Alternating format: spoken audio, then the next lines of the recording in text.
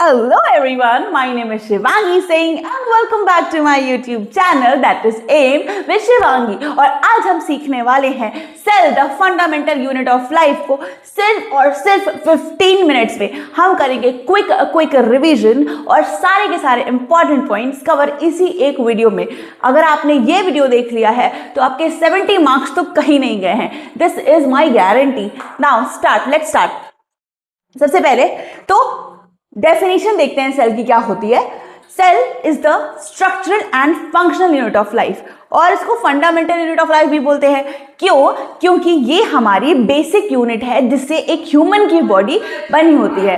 यानी cell collectively join करके एक कंप्लीट ह्यूमन ऑर्गेनिज्म की बॉडी फॉर्म करते हैं, इसीलिए इसको बोलते हैं फंडामेंटल यूनिट ऑफ लाइफ। अब आ जाते हैं सेल को स्ट्रक्चरल और फंक्शनल यूनिट भी बोलते हैं। फंक्शनल यूनिट इसलिए बोलते हैं क्योंकि एक जो सेल होती है वो अकेले ही केपेबल है एक लिविंग ऑर्गेनिज्म की तरह फंक्शन करने के लिए। ठीक है, एक सेल अकेले एक लिविंग ऑर्गेनिज्म की तरह हर एक फंक्शन, चाहे वो रेस्पिरेशन हो, चाहे वो एक्सक्रीशन हो, चाहे वो डाइजेशन हो, हर एक चीज एक सेल करती है, इसलिए it is the smallest functional unit of life. अब आ जाते हैं स्ट्रक्चरल यूनिट ऑफ लाइफ। क्यों बोलते हैं? क्योंकि जो हमारी सेल है उसी को कॉन्स्टिट्यूट करके सेल कंबाइन करेगा, एक साथ बनाएगा टिश्यू कंबाइन करेंगे, एक साथ बनाएंगे ऑर्गन एक साथ बनाएंगे ऑर्गन सिस्टम, और ऑर्गन सिस्टम को कंबाइन करने पे बन जाएगा एक ऑर्गेनिज्म। एग्जैक्टली। और इसी तरीके से इसको बोलते हैं structural unit of life. I hope आपको सेल की डेफिनेशन बहुत ही अच्छी तरीके से याद हो गई है। अब आ जाते हैं कुछ डिस्कवरीज पे, जो कि जब सेल के चैप्टर में आप पढ़ोगे कुछ डिस्कवरीज इंपॉर्टेंट है। जैसे कि सबसे पहली जो सेल डिस्कवर की गई थी वो एक डेड सेल थी, वो डिस्कवर की गई थी इन अ बार्क ऑफ ट्री। तो वो डिस्कवर की थी हमारे द ओनली रॉबर्ट हुक।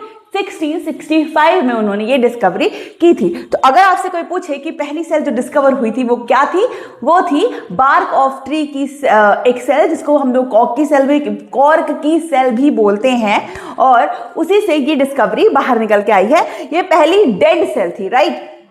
फिर आ जाते हैं अपनी पहली लिविंग सेल पे। दूसरी डिस्कवरी की थी एंटोन वॉन लीवेनहुक ने, जो कि पहली लिविंग सेल उन्होंने डिस्कवर की थी, वो उन्होंने पॉन्ड के वाटर में डिस्कवर की थी। तीसरा हमारा रॉबर्ट ब्राउन, जिन्होंने न्यूक्लियस डिस्कवर किया था। What is nucleus?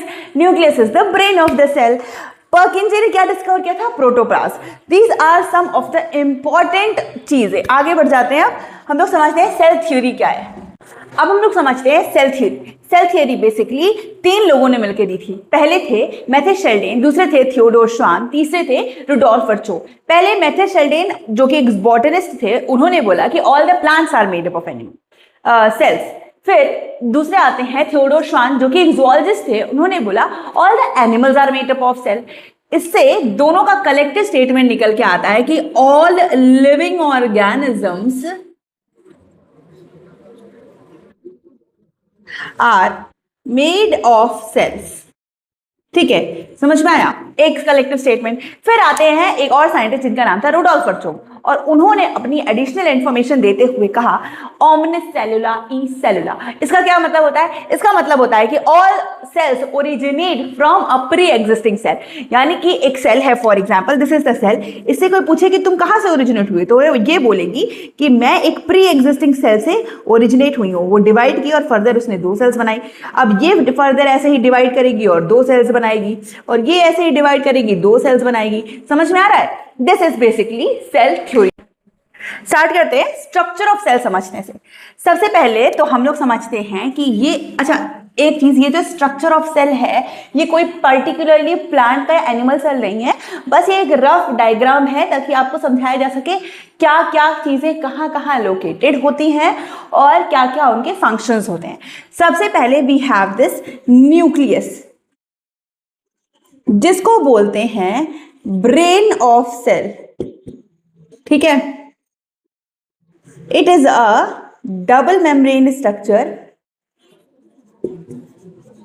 है ना, और इसके पास अपना खुद का डीएनए होता है। आई होप आपको समझ में आया है।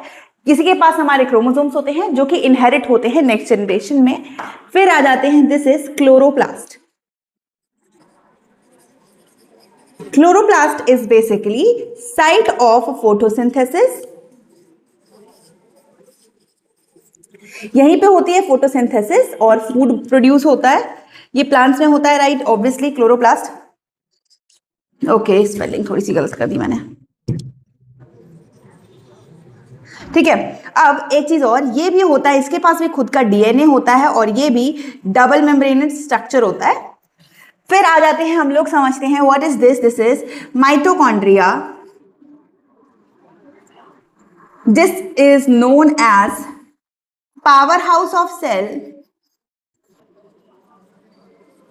क्योंकि ये करती है, क्यों कहते हैं इसको पावर हाउस, क्योंकि ये करती है सेल्यूलर रेस्पायरेशन।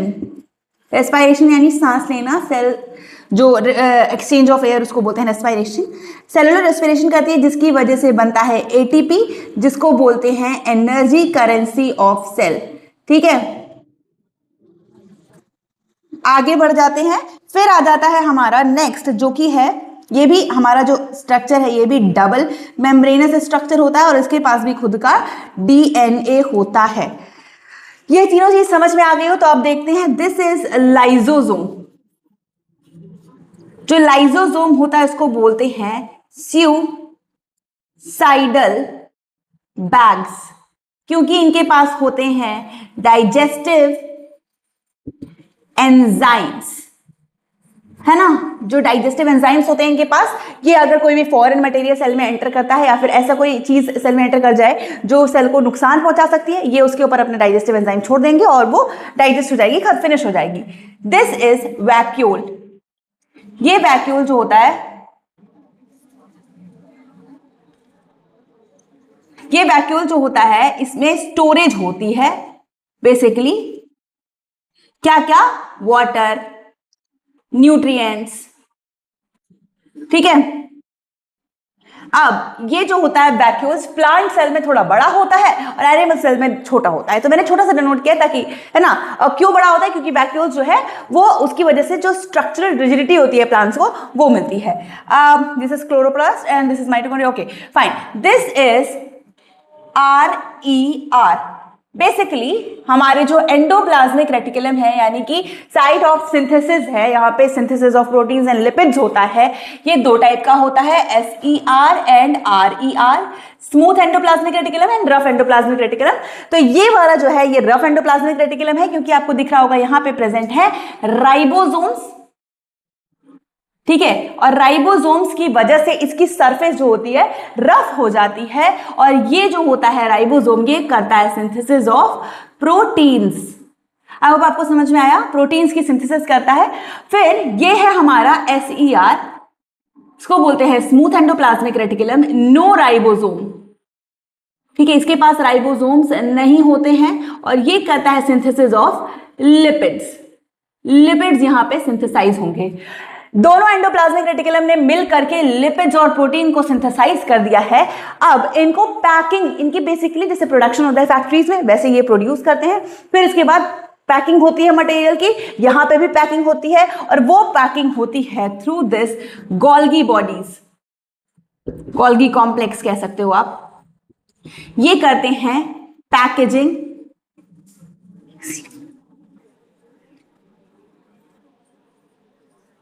एंड मॉडिफिकेशन, समझ आओ, ठीक है। ओके लिख देते हैं, मॉडिफिकेशन एंड पैकेजिंग करेगी हमारी जो गोल्गी बॉडीज है, समझ में आया। और साथ में ये डिलीवरी भी करती है। कैसे डिलीवरी करेगी, जैसे हमारा फॉर एग्जांपल जो गोल्गी कॉम्प्लेक्स है, ये एक वेसाइकल बनाएगा और इसमें हमारे प्रोटीन्स प्लस लिपिड्स दोनों को लेकर एक को, पहले तो एक चार प्रोटीन या लिपिड्स को लेकर के जाएगा। वो कहां लेकर के जाएगा, टू द प्लाज्मा मेम्ब्रेन। अब ये दो मेम्ब्रेनस स्ट्रक्चर हमारा सेल है, दिस इज प्लाज्मा मेम्ब्रेन और सेल मेम्ब्रेन, यानी कि जो अंदर वाला स्ट्रक्चर है उसको प्लाज्मा मेम्ब्रेन या सेल मेम्ब्रेन बोलते हैं। ये एक सेलेक्टिवली परमिएबल मेम्ब्रेन है, इसके अंदर कोई भी चीज नहीं जा सकती, ठीक है। सेलेक्टिवली परमिएबल मेम्ब्रेन है। और ये है हमारी last cell wall. Cell wall basically specifically plant cells में ही पाई जाती है और ये प्रोवाइड करती है स्ट्रक्चरल सपोर्ट और रिजिडिटी। आई होप आपको समझ में आया है। ये रहा हमारा रफ डायग्राम जिसकी वजह से हम लोगों ने स्ट्रक्चर ऑफ सेल कंप्लीटली समझ लिया है। और अब हम आगे समझते हैं जो प्लाज्मा मेम्ब्रेन है वो कैसे सेलेक्टिवली परमिएबल होती है। तो अब हम लोग समझते हैं कि कैसे जो प्लाज्मा मेम्ब्रेन होती है वो सेलेक्टिवली परमिएबल होती है। सेलेक्टिवली परमिएबल मतलब वो सबको अलाउ नहीं करती है। तो ये ऐसे काम करती है, एक प्रोसेस होता है जैसे कि movement from higher concentration to its lower concentration, यानी कि कोई भी सामान अपने ज्यादा कॉन्सेंट्रेशन से कम कॉन्सेंट्रेशन, जैसे कोई सामान फॉर एग्जाम्पल ज्यादा लोग एक तरफ है एक तरफ कम लोग हैं, तो लोग जो है अपने आप को बैलेंस करने के लिए कम की तरफ जाएंगे। समझ में आ रहा है? तो यही प्रोसेस होता है और ये बेसिकली जो हम लोग कंपैरिजन करते हैं, जैसे अब अगर मेरे से किसी ने बोला कि तुम तो छोटी हो, पर किससे छोटी हो इज द क्वेश्चन, और बोला या फिर तुम बड़ी हो तो किससे बड़ी हो इज द क्वेश्चन। यहाँ पे मान लो फॉर एग्जांपल मैंने बोला कि कॉन्सेंट्रेशन ऑफ वाटर यहाँ पे हाई है, हाई वाटर का कॉन्सेंट्रेशन है, लेकिन अब आप बोलोगे मैम किससे, तो ये सेल से। समझ में आ रहा है? तो कंपैरेटिव स्टडी है, यहाँ पे वाटर कॉन्सेंट्रेशन कम है तो यहाँ बोला जाएगा कि हाई है एज कंपेयर्ड टू सेल। अब क्या होगा, चीज हमेशा हायर से लोअर कॉन्सेंट्रेशन की तरफ मूव करेगी और यही प्रोसेस है जो कि प्लाज्मा को सेलेक्टिवली परमिएबल बनाता है। ठीक है, सेलेक्टिवली परमिएबल बनाता है। अब आ जाते हैं, समझते हैं एक एक चीज। जो है पहला है osmosis. Osmosis is basically movement of water from its higher concentration to its lower concentration। यहाँ पे बेसिकली मूवमेंट सिर्फ और सिर्फ वाटर का होगा और ऑस्मोसिस होती है उसके लिए चाहिए सेलेक्टिवली परमिएबल मेम्ब्रेन। दो चीजें हैं। और डिफ्यूजन, ऑस्मोसिस और डिफ्यूजन लगभग आप सेम ही समझो, लेकिन एक डिफरेंस ये है कि इसमें वाटर और न्यूट्रिएंट्स दोनों का मूवमेंट होता है और यही ऑस्मोसिस और डिफ्यूजन यही प्रोसेसेस हैं जो प्लाज्मा मेम्ब्रेन को सेलेक्टिवली परमिएबल होने में हेल्प करते हैं। आई होप आपको समझ में आया होगा। अब आ जाते हैं हम लोग टाइप्स ऑफ सोल्यूशन समझने के लिए।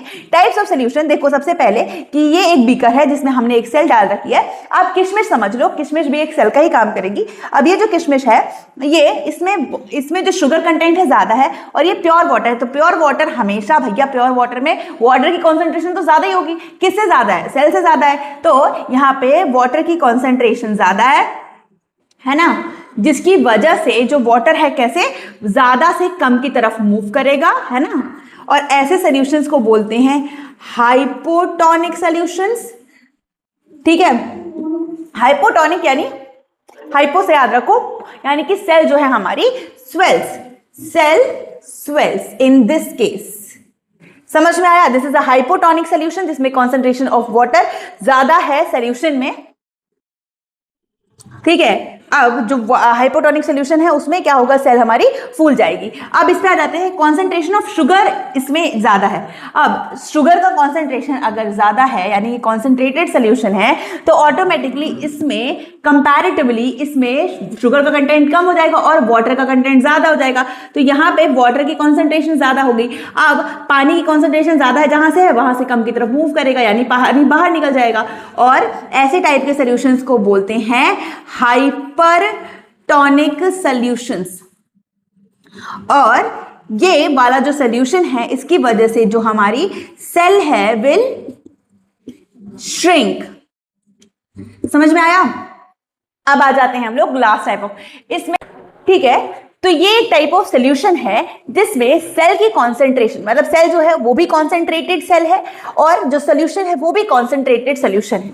अब दोनों ही कॉन्सेंट्रेटेड है तो जो कॉन्सेंट्रेशन है दोनों की इक्वल है और इक्वल कॉन्सेंट्रेशन होने की वजह से नो नेट मूवमेंट, यानी कि ना ही पानी अंदर जाएगा सेल के और ना ही सेल से बाहर निकलेगा, यानी ना ही स्वेल होगी ना ही श्रिंक होगी। और इसका मतलब ये टाइप ऑफ सॉल्यूशन जो है वो पहली बात तो आइसोटोनिक है, याद रखो। और जो सेल होगी हमारी, सेल विल रिमेन सेम, यानी कि जो सेल है उसमें कुछ नहीं होने वाला है। ठीक है, सेल एकदम सेम रहेगी, उसका साइज, शेप एंड साइज बिल्कुल भी डिफरेंट नहीं होगा। ठीक है, तो अब हम लोग समझते हैं types of cell. Cell basically दो टाइप का होता है, एक होता है प्रोकैरियोटिक, एक होता है यूकैरियोटिक। जो प्रोकैरियोटिक होता है, प्रो मतलब होता है प्रिमिटिव, समझ में आ रहा है, दिस इज प्रिमिटिव, पुराना, और यू मतलब नया यानी न्यू, तो ये जो पुराने टाइप्स के सेल होते हैं ये उतने एडवांस नहीं होते हैं, यूकैरियोटिक ज्यादा एडवांस होते हैं। अब आप खुद समझो, जो प्रोकैरियोटिक होते हैं वो ऑलवेज यूनिसेलुलर यानी वो सिंगल सेल्ड ही होंगे, और यूकैरियोटिक यूनिसेलुलर मल्टीसेलुलर दोनों ही होता है। स्मॉल इन साइज होता है prokaryotic, large in size eukaryotic. No nucleus, prokaryotic में न्यूक्लियस नहीं होता है, और यूकैरियोटिक में मेम्ब्रेन बाउंड न्यूक्लियस होता है यानी मेम्ब्रेन होती है न्यूक्लियस के अराउंड। प्रोकैरियोटिक में न्यूक्लियोइड पाया जाता है, न्यूक्लियस की जगह न्यूक्लियोइड पाया जाएगा। साइटोप्लाज्म होता है, साइटोप्लाज्म जो लिक्विड है जो कि जिसमें सेल के ऑर्गेनेलीज फ्लोट करती हैं, जैसे ये रहा सेल और इसमें जो लिक्विड होता है उसको साइटोप्लाज्म कहते हैं। साइटोप्लाज्म होता है पर सेल ऑर्गेनेलीज नहीं होती, साइटोप्लाज्म प्रेजेंट होता है पर सेल ऑर्गेनेलीज नहीं होती। इसमें साइटोप्लाज्म और सेल ऑर्गेनेलीज दोनों ही पाई जाती हैं। डीएनए इसमें सर्कुलर डीएनए होता है, मैंने सर्कल बना रखा है। इसमें जो होता है लीनियर यानी ऐसा कुछ डीएनए होगा, ऐसे ऐसे ऐसे ऐसे हाईली कॉइल्ड स्ट्रक्चर होता है। ऐसे हेयर फॉलिक, जैसे आप ढेर सारा हेयर, अगर मान लो ढेर सारे बाल हैं आपके और उनको ऐसे कॉइल कर दो तो जो स्ट्रक्चर होता है वैसा कुछ स्ट्रक्चर होता है डीएनए का इन यूकैरियोट्स। और यहाँ पे लाइजोसोम्स नहीं पाए जाते। जो हमारा प्रोकैरियोट है लाइजोसोम्स यानी सुसाइडल बैग्स नहीं होते, सेंट्रियोली नहीं होती। सेंट्रियोली एक सिलिंड्रिकल स्ट्रक्चर होता है जो कि सेल डिवीजन में हेल्प करता है, और सेंट्रियोली और लाइजोसोम दोनों ही यूकैरियोट्स में पाए जाते हैं। एसेक्सुअल रिप्रोडक्शन होगा प्रोकैरियोट्स में सिर्फ और सिर्फ, और यूकैरियोट्स में दोनों ही होंगे, एसेक्सुअल और सेक्सुअल दोनों ही टाइप की रिप्रोडक्शन यूकैरियोट्स करेगा। इसका एग्जांपल है बैक्टीरिया और इसका एग्जांपल है सारे के सारे प्लांट्स एंड एनिमल्स। क्योंकि मोर एडवांस है तो सारे के सारे एडवांस फीचर्स हमारे में पाए जाते हैं, इसीलिए ये यूकैरियोट्स हम लोग हैं। अब आगे पढ़ते हैं सेल डिवीजन। आज का ये लास्ट टॉपिक है। सेल डिवीजन बेसिकली दो टाइप का होता है, एक होता है मियोसिस, एक होता है माइटोसिस। माइटोसिस में हमारा ग्रोथ एंड रिपेयर होगा, यानी हमारी बॉडी में जो ग्रोथ है और अगर मान लो कोई बॉडी का डैमेज हो गया पार्ट, वो रिपेयर हो रहा है, वो with the help of mitosis होगा। और मियोसिस में बेसिकली गैमीट फॉर्मेशन होगा। गैमीट क्या होते हैं? मेल्स में हमारे होते हैं स्पर्म जिसको बोलते हैं मेल गैमीट, और फीमेल्स में हमारा होता है ओवम जिसको बोलते हैं फीमेल गैमीट। ओवम और स्पर्म ये होते हैं हमारे गैमीट। समझ में आया? अब आगे समझते हैं। जो हमारा माइटोसिस है इसको हम लोग इक्वेशनल डिवीजन भी कहते हैं, क्योंकि इसमें नंबर ऑफ क्रोमोसोम्स सेम रहता है। समझ में आया? इसीलिए इसको बोलते हैं इक्वेशनल डिवीजन, और इसमें नंबर ऑफ क्रोमोसोम्स सेम रहेगा। ठीक है, आगे बढ़ते हैं। मियोसिस में जो क्रोमोसोम का नंबर है वो हाफ हो जाएगा। मियोसिस बेसिकली दो स्टेप में होता है, मियोसिस 1, मियोसिस 2। मियोसिस 2 इक्वल होता है माइटोसिस के। आप देख सकते हो 2n डिवाइड हुआ, 2n बना दिया। अब मियोसिस 2 जो होगा उसमें रिड्यूस हो जाएगा क्रोमोसोम हाफ में, n। समझ में आया? तो 4 बनेंगे और हाफ बनेंगे। इसको बोलते हैं रिडक्शनल डिवीजन, और इसमें chromosome number reduces to half. अब आप खुद सोचो, अगर फॉर एग्जाम्पल मेल्स हैं और फीमेल है, फीमेल में मान लो हमारे 46 क्रोमोसोम्स हैं तो हाफ 23। ठीक है, और ऐसे ही इसमें से भी 23 और 23। अब इन दोनों को कंबाइन करेंगे एक एक, तो ये बना लेगा हमारा 46 क्रोमोसोम, जो कि सही ऑर्गेनिज्म में होना चाहिए। समझ में आया?